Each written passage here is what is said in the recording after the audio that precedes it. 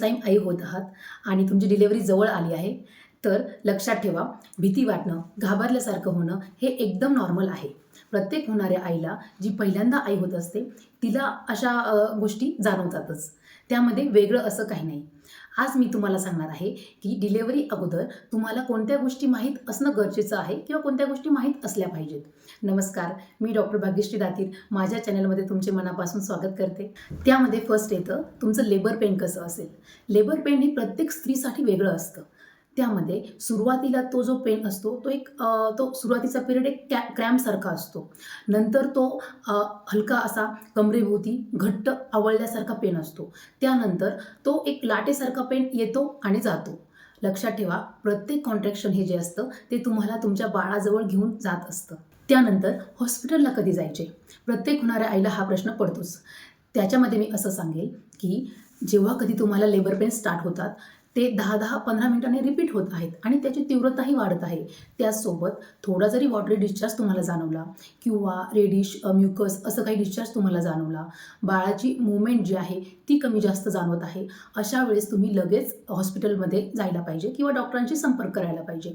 त्यासोबतच असं नाही की लेबर पेन स्टार्ट झालं, कॉन्ट्रॅक्शन वाढले, मगच मी हॉस्पिटलमध्ये जायचं का? नाही. तुमच्या हॉस्पिटलचा डिस्टन्स किती आहे किंवा तुमच्या तिथे कशा हॉस्पिटलच्या सुविधा अवेलेबल आहे, त्यानुसार तुम्ही तुमची जी डिलिव्हरीची डेट आहे तिच्यावर डिपेंड राहून तुम्ही ॲडमिट झालं पाहिजे किंवा हॉस्पिटलमध्ये गेला पाहिजे. त्यासोबतच बऱ्याचशा न्यूली मदर्स ज्या असतात त्यांना कधी कधी पेन पण कळत नाहीत.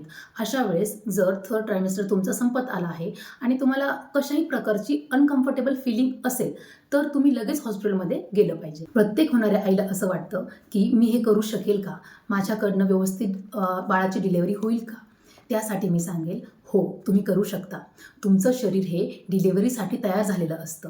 हळूहळू तुम्हाला त्यासाठी तुमचं माइंडही प्रिपेअर करायचं असतं. ते कशाप्रकारे? पॉझिटिव्ह अफर्मेशन्स द्या स्वतःला, तुमचं मन शांत ठेवा, डीप ब्रीदिंग करा. त्यासोबतच तुम्ही जे 9 महिने एक आनंदाने जी तपश्चर्या केलेली असते तिचं फळ तुम्हाला मिळणार असतं. म्हणून जरी पेन होतंय ते कायमस्वरूपीचं नसतं. पेन तो येत असतो, जात असतो आणि प्रत्येक पेन हा तुम्हाला तुमच्या बाळापर्यंत घेऊन जाणारा असतो. त्यानंतर जसं जसं थर्ड ट्रायमेस्टर तुमचा पूर्ण होत चालतो, तुमच्या बॉडीमध्येही बरेचसे चेंजेस होत असतात. त्यामध्ये पहिलं म्हणजे तुम्हाला जाणवणारं लोअर बेली प्रेशर. प्रत्येक होणाऱ्या आईचा जिचा थर्ड ट्रायमेस्टर कंप्लीट होत आलेला असतो, तिचं जे बाळ आहे ते पेल्विक रिजनच्या खाली खाली सरकू लागतं आणि त्यामुळे तिला पोटाभोवती जडपणा जाणवणं किंवा दाब आल्यासारखं जाणवू शकतं. चालताना, उठताना किंवा बसतानाही प्रेशर आल्यासारखं वाटतं. हे तुमची बॉडी डिलिव्हरीसाठी प्रिपेअर होत असल्याचे नॅचरल सायन्स आहेत.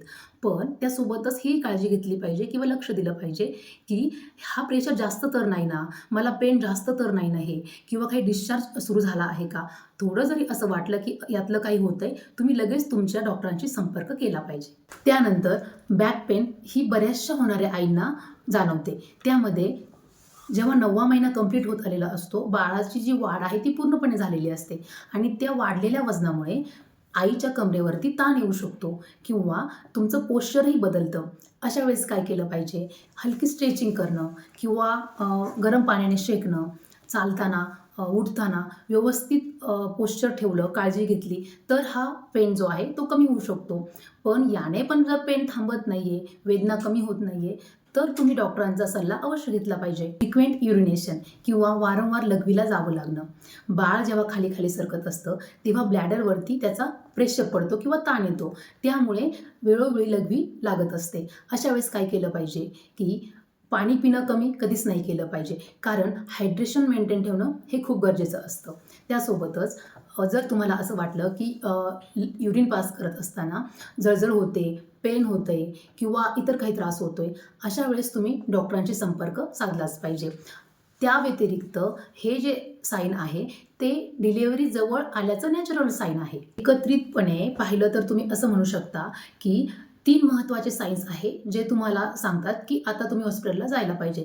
त्यामध्ये पहिलं म्हणजे की कॉन्ट्रॅक्शन्स जे आहेत ते 10-15 मिनिटांनी येणं आणि तीव्र होणं. त्यासोबत वॉटरी डिस्चार्ज जो कधी कधी लालसर कलरचाही असू शकतो आणि त्यानंतर तुमचं बॅक पेन किंवा पेल्विक प्रेशर वाढणे. हे 3 साईन्स जर एकत्र तुम्हाला दिसले, अशा वेळेस शांत राहा. कॉन्ट्रॅक्शनची इंटेन्सिटी जर तीव्र होत असेल अशा वेळेस हॉस्पिटलला जाण्याची तयारी करा. डिलेवरीची डेट जवळ आली की तुम्ही हॉस्पिटलमध्ये नेण्यासाठी जी काही बॅग आहे ती अगोदरच भरून ठेवली पाहिजे. ती म्हणजे एक 8वा-9वा महिना सुरू झाला की तेव्हाच भरणं आवश्यक आहे.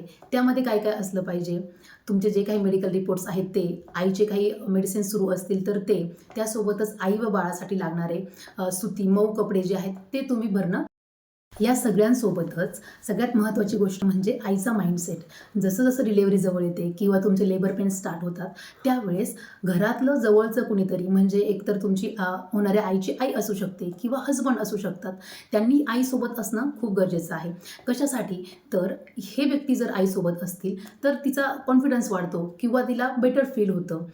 साध्या साध्या गोष्टी ते करू शकतात. तिला पॉझिटिव्ह अफर्मेशन्स देऊ शकतात, पॉझिटिव्ह गोष्टी सांगू शकतात किंवा तिचा हात धरून ठेवू शकतात, तिला धीर देऊ शकतात. या सर्वांनी काय होतं, आईचं मन शांत होतं किंवा ती रिलॅक्स राहते. जरी कॉन्ट्रॅक्शन येत आहेत, पेन होत आहे, पण त्यामध्येही ती स्टेबल राहू शकते.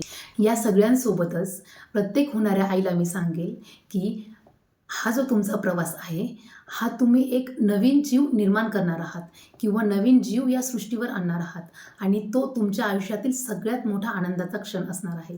म्हणून हा प्रवास आनंदाने पार करा. ही माहिती तुम्हाला युजफुल वाटली असेल तर हा व्हिडिओ लाईक करा, तुमच्या जास्तीत जास्त मैत्रिणींसोबत शेअर करा आणि हे चॅनल सबस्क्राईब करायला विसरू नका. पुन्हा भेटूया एका नवीन व्हिडिओमध्ये अशाच नवीन माहितीसह. तोपर्यंत धन्यवाद.